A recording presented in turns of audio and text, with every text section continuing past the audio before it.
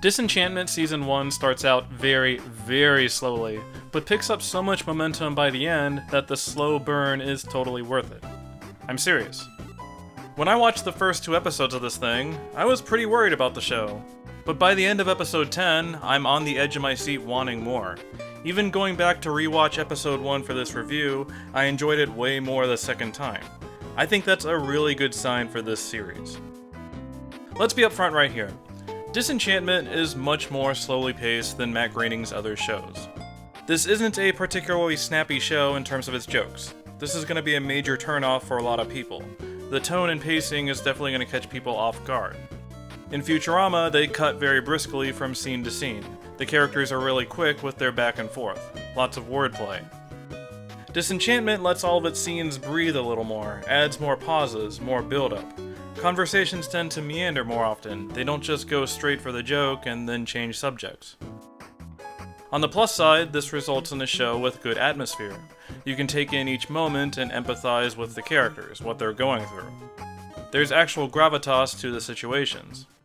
They tend to talk to each other like real actual people. It's not just joke robots exchanging shtick.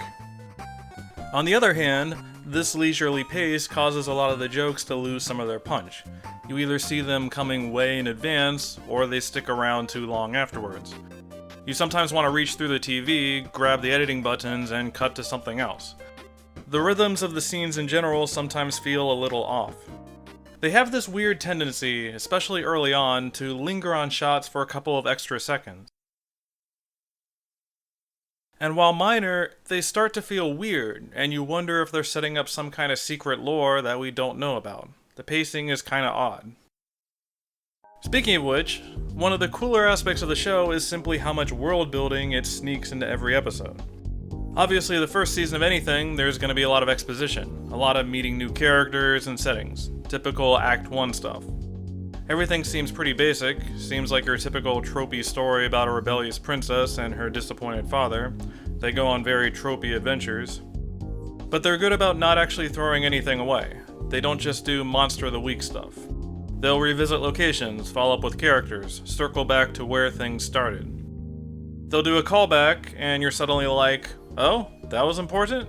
I should be paying more attention. It really takes advantage of its platform on Netflix, and builds a more cohesive season-long narrative. It's not exactly BoJack Horseman, but it resembles that show more than Futurama, in terms of its arc construction.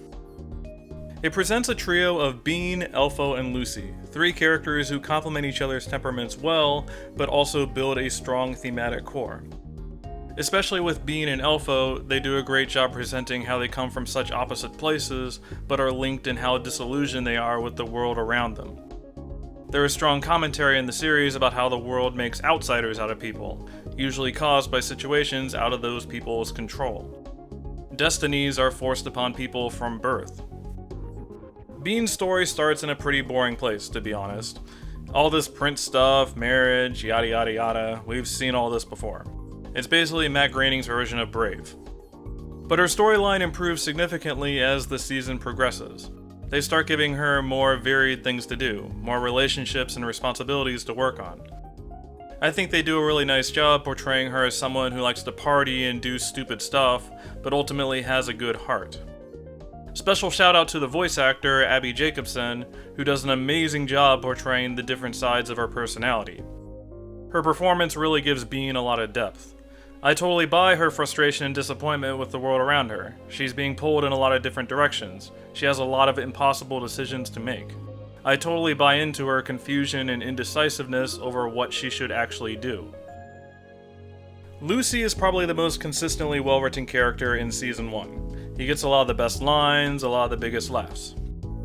In some respects, this is like shooting fish in a barrel. The audience always seems to like this snarky troublemaker character. What's impressive, however, is that they managed to tiptoe that line of likability without betraying his character. Him being hateful to everyone constantly would get tiresome real fast. But I would hate it even more if he became this big emotional softie. That's not him. So far, I think they're hitting that balance perfectly. Elfo, on the other hand, well, let's just put it this way. Elfo is my favorite character in the show. I don't want to see anyone in the comments being mean to him. Leave Elfo alone.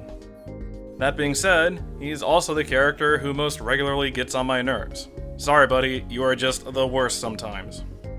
Unlike Luci, the character balance with him is a little all over the place. I'm not trying to be unreasonably critical, he honestly seems like a difficult character to write for. At first glance, he's this idealistic, happy, dumb goofball. Think Philip J. Fry or Ralph Wiggum. But he also rejected his sugary sweet home. There's definitely a side to Elfo that will go get drunk with Bean and do questionable things. The show isn't great about portraying what Elfo actually wants out of his strange new world. Instead, they lean on a will they won't they that is generally unconvincing and a little painful to sit through. It's a little less Fry and Leela and more Dipper and Wendy's so far. Now I don't want to be like that antelope, so I could see a situation where I'm won over, the themes are certainly there, but that storyline isn't particularly charming yet. At the same time, it's hard not to feel bad for Elfo over the course of the first series. Dreamland kicks him around constantly. He's the ultimate outsider. Sure, he's kind of a pill sometimes, but the world really does this guy dirty. His portrayal definitely needs some work by the writers, but I think there's a ton of potential right here. The secondary characters are all generally fine, but aren't particularly strong yet. The standout is definitely King Zog, who is awesome at bickering with Bean in basically every single episode. He brings a lot of energy to the show.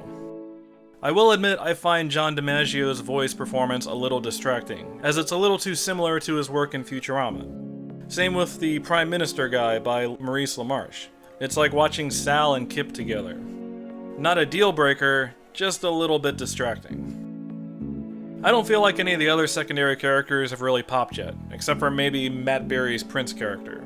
He's really fun. With others, like Queen Una, they play it weirdly casually with getting her involved, where she's this weird, unexplained background fixture, until you really understand what the full dynamic is. I think it's really compelling that Disenchantment features a remarriage like this one. There are some pretty complex relationships right here. I would like to see them explore these character pairings more. Also, more Prince Derek, please. He barely gets any screen time, but I just like him. He brings out the best qualities in his father. They're very heartwarming together. In my opinion, the show definitely peaks in its final 3 episodes. There are some decent ones in the first half, but the ending is really where everything starts to pay off, where the story becomes more focused and they reveal their big twists. By and large, these reveals are exceptionally well done. Each are foreshadowed cleverly, where the moment is memorable, but can be read in a couple different ways. There is one reveal that is just so delightfully meta, it makes me smile just thinking about it. It's like they knew I was going to complain about a certain aspect of the show. They almost invited it. And then they completely turned it around on me. Okay, fine, you guys got me. Overall, I don't think the first season of Disenchantment is amazing or anything. I think the series could definitely tighten up its jokes, tweak some character stuff, and be more focused in general with its story. But at the same time, I think there is incredible potential with this series, and I'm totally ready to get on the bandwagon. It finishes on just such a strong note.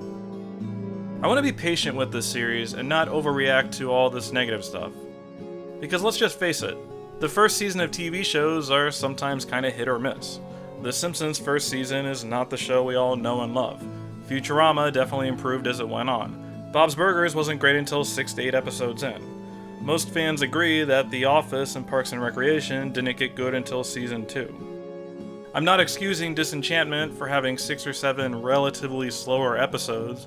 There's just a lot of exposition and world building they chose to do instead. We need to get used to these characters, figure out what their shtick is, what their relationships are. The last 3 episodes prove that all that heavy lifting wasn't in vain, that we can move on and explore these characters more in depth and take them in new directions. Matt Berry can show up now and we'll go, "Ah, he's back, yay, we know him." Would I prefer the series explode out the gate more quickly? Absolutely. But I am okay with a first season that improves dramatically as it goes on. It is certainly preferable to the opposite situation. Disenchantment is the kind of uneven series that shows so much promise that it's hard not to root for it. I think this show might be something really special. No one knows what the future is for this series, but I would love to see where they go with it. Here's hoping for more.